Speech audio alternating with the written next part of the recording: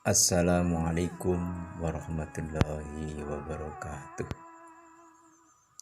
A'udzu billahi minasyaitonir rajim. Bismillahirrahmanirrahim. Alhamdulillahi rabbil alamin. Arrahmanir rahim. Maliki yaumiddin. Iyyaka na'budu wa iyyaka nasta'in. Ihdinas siratal mustaqim. Siratal ladzina an'amta 'alaihim ghairil maghdubi 'alaihim waladdallin. Amin. Asyhadu an la ilaha illallah wa asyhadu anna Muhammadar Rasulullah. Raditu billahi rabba wa bil islami dina wa bi Muhammadin nabiyya wa rasula. Rabbi zidni ilma warzuqni fahma. Amin ya rabbal alamin. Anak-anakku yang saya banggakan, setelah kita berdoa, mari kita bersama-sama niat dengan ikhlas memasuki pelajaran yang keempat dengan tema bersih itu sehat. Anak-anakku, tahukah kalian apa itu bersih?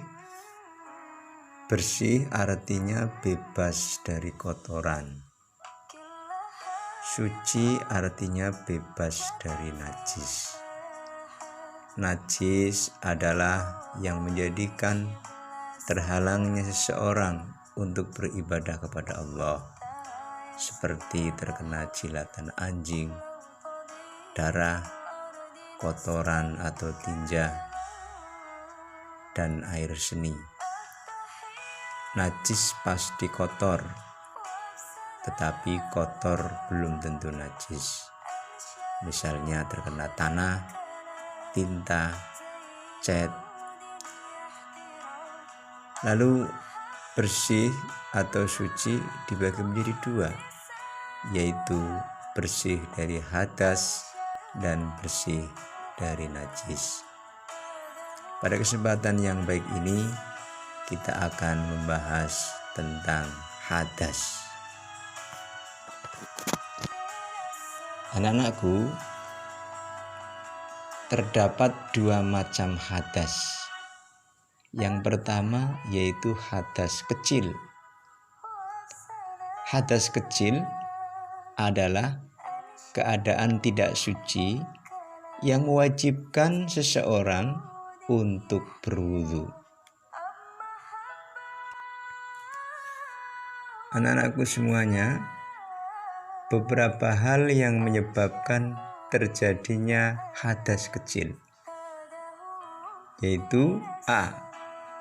Keluarnya sesuatu, baik benda padat, cair, ataupun angin dari kubur maupun dubur.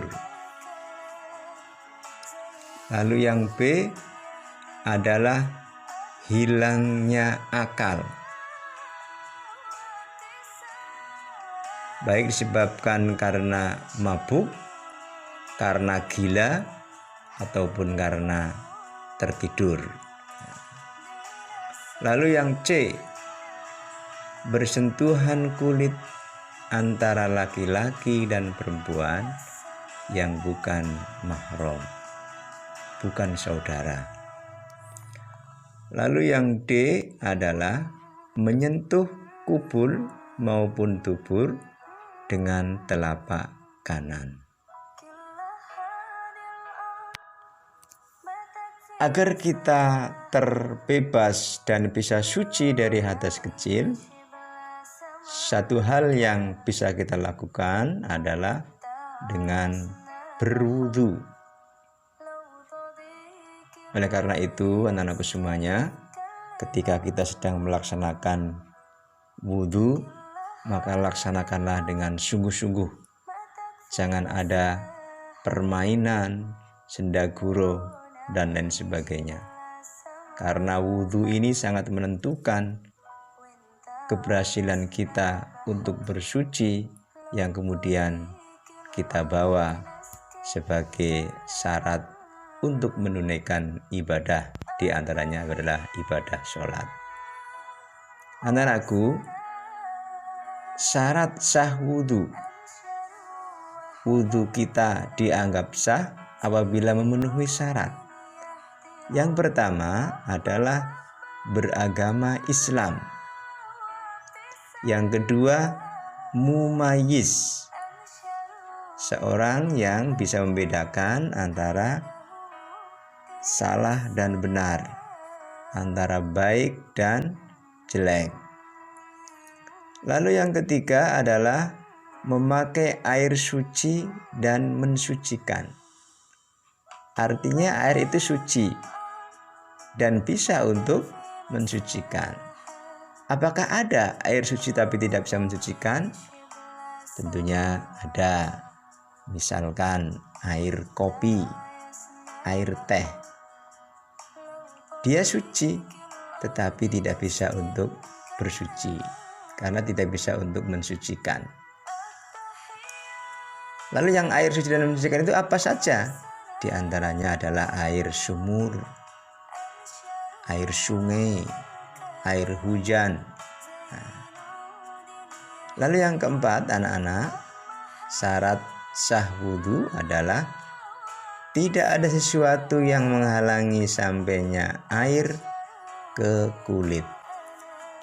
Inilah syarat sah wudhu. Anak-anakku, ada 6 hal yang termasuk dalam rukun wudhu. Artinya 6 hal ini harus ada pada saat kita melaksanakan wudhu. Apakah 6 hal itu? Yang pertama adalah niat. Yang kedua membasuh muka. Yang ketiga membasuh tangan sampai siku-siku. Yang keempat mengusap rambut atau sebagiannya. Yang kelima membasuh kaki sampai mata kaki. Dan yang terakhir, yang keenam adalah tertib. Artinya 1 sampai dengan 5 harus dilaksanakan secara berurutan. Yang awal didahulukan, yang kemudian diakhirkan. Adapun hal-hal yang termasuk sunnah dalam berwudu, diantaranya adalah membaca kalimat syahadat, membaca ta'awud dan basmalah, lalu berkumur-kumur, bersiwak, membersihkan lubang hidung, menyapu seluruh kepala, membasuh sela-sela jari tangan dan kaki, mendahulukan yang kanan dari yang kiri, lalu membasuh anggota wudhu sebanyak 3 kali, mengusap bagian telinga luar dan dalam, dan yang terakhir adalah membaca doa setelah wudhu. Anak-anakku, seseorang yang memiliki hadas kecil dilarang untuk melakukan berbagai hal berikut ini, yaitu yang pertama sholat, tawaf. Apakah tawaf itu? Tawaf itu mengelilingi Ka'bah. Ibadah yang dilakukan dengan cara mengelilingi Ka'bah sebanyak 7 kali. Lalu yang ketiga adalah menyentuh dan memegang mushaf atau kitab suci Al-Quran. Bagian berikutnya adalah praktek wudhu dengan benar. Sebelum kalian mempraktikkan wudhu, perlu Pak Sarif sampaikan tata cara bagaimana wudhu kita biar benar. Yang pertama, dianjurkan membasuh 2 tangan hingga pergelangan tangan. Pada saat inilah kita disunahkan juga untuk membaca ta'awud dan membaca basmalah. A'udzubillahi minasyaitonirrajim. Bismillahirrahmanirrahim. Kedua telapak tangan kita basuh hingga bersih. Setelah membasuh kedua telapak tangan, lalu dianjurkan berkumur-kumur dengan sempurna. Tujuannya apa? Tujuannya adalah untuk membersihkan dan menghilangkan kotoran-kotoran yang ada di dalam mulut. Yang ketiga, orang yang berwudu dianjurkan untuk membasuh rongga hidung dengan cara menghirup air lalu mengeluarkannya kembali. Ini luar biasa anak-anak, terlebih pada saat masa pandemi corona saat ini. Membasuh rongga hidung dengan cara menghirup dan mengeluarkan kembali air sangatlah bermanfaat untuk menjaga kebersihan dan kesehatan hidung kita. Berikutnya, diwajibkan membasuh muka dengan sempurna. Batas muka atau wajah adalah ujung dagu bagian bawah, ya. Lalu tempat tumbuhnya rambut di atas kening sebelah atas. Batas sebelah kiri kanan yaitu pangkal telinga. Nah, semua wajah kita dari atas bawah, samping kanan kiri ketika berwudu diwajibkan semuanya terbasuh oleh air wudu.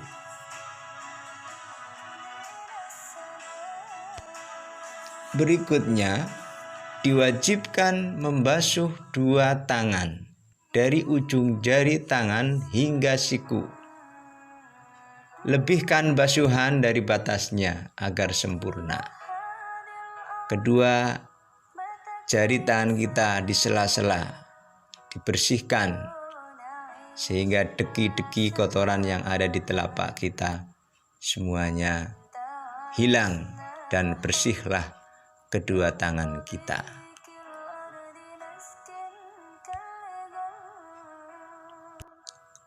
Kemudian diwajibkan menyapu atau mengusap kepala. Hal ini bisa kita lakukan dengan menyapu atau mengusap sebagian saja atau disunahkan seluruhnya.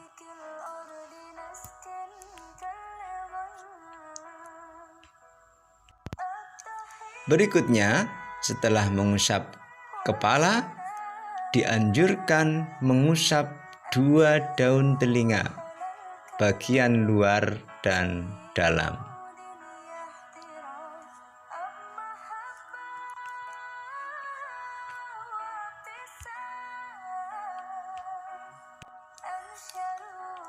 Lalu diwajibkan membasuh dua kaki.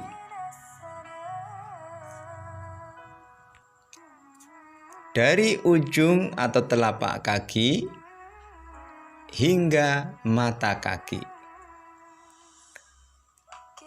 Di sela-sela jari kaki kita digosok, dibersihkan hingga hilang semua kotoran yang ada di jari-jari kaki tersebut. Lakukan hingga melebihi batas minimal yaitu di atas mata kaki agar gerakan membasuh kaki pada saat wudhu kita menjadi lebih sempurna.